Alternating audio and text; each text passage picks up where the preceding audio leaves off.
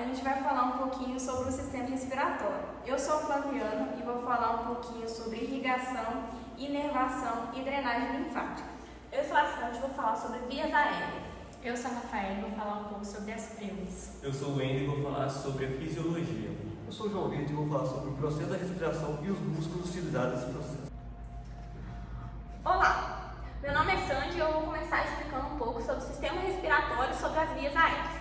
O sistema respiratório é responsável por garantir que o oxigênio chegue até as nossas células e que o gás carbônico seja eliminado.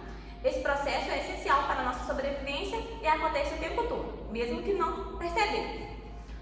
Para que o ar chegue nos pulmões, ele precisa seguir um caminho dentro do nosso corpo. É aí que entram as vias aéreas, que são divididas em duas partes: vias aéreas superiores e vias aéreas inferiores.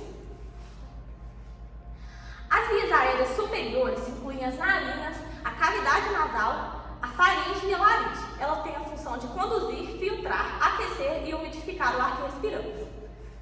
Depois, o ar passa pela traqueia para as vias aéreas inferiores.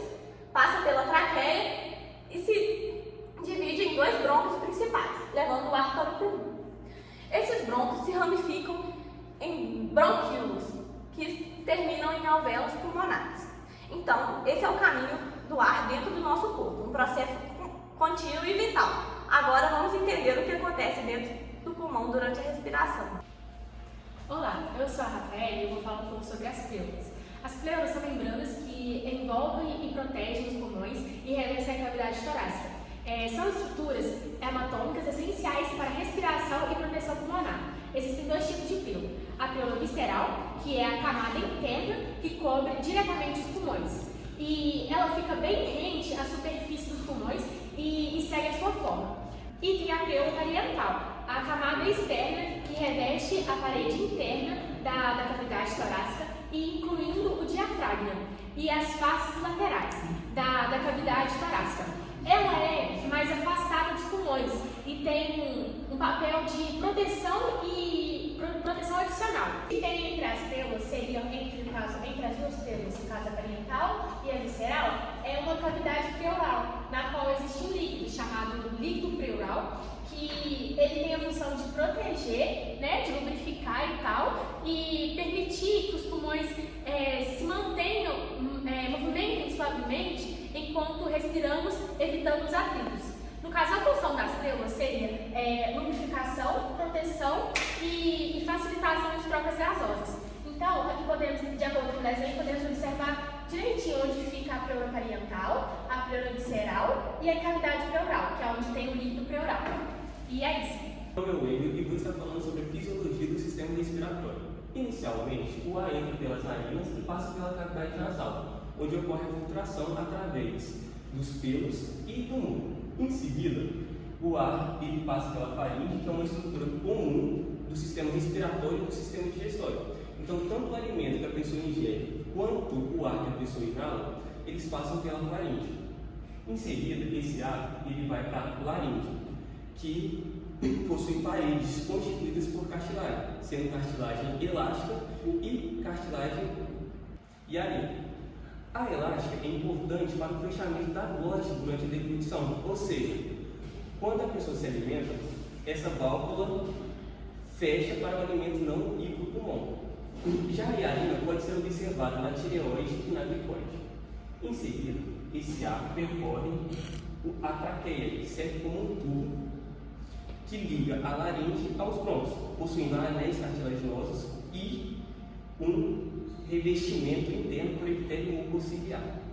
Em seguida, os brônquios se dividem em direito e esquerdo, que se ramificam em bronquíolos e em suas extremidades ocorre a hematose, lá nos alvéolos pulmonares, onde o gás oxigênio entra e o gás carbônico sai nas trocas gasosas. Oi, meu nome é Flaviana e eu vou continuar falando um pouquinho sobre o sistema respiratório. Eu vou falar um pouquinho sobre irrigação, inervação e drenagem linfática. Primeiro, a irrigação é como o sangue vai até o pulmão. Tem duas formas, pela circulação funcional e pela circulação nutritiva.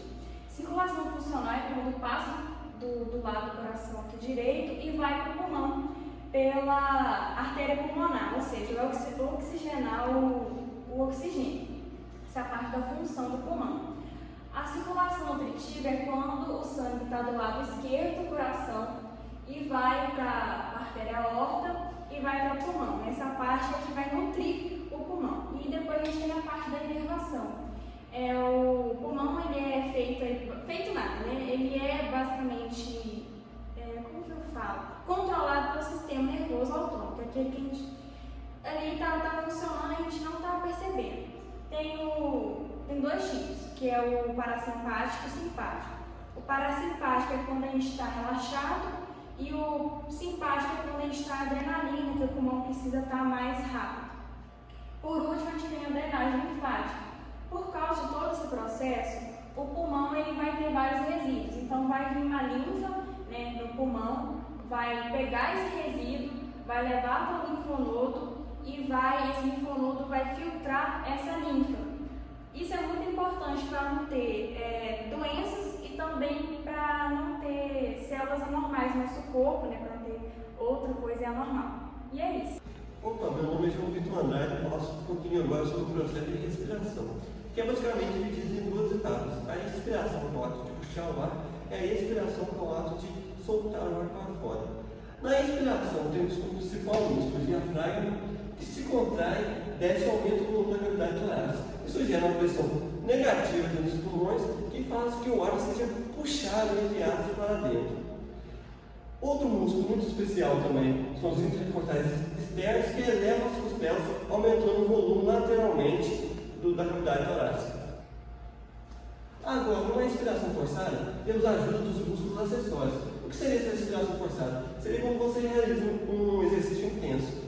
Temos esternocleidomastoides, que elevam o sistema, que seria esse uso frontal aqui, que indiretamente contribui para elevar a parte superior da caixa torácica. Também temos os escalentos, que elevam as primeiras costelas, que também ajudam a aumentar o volume da caixa torácica.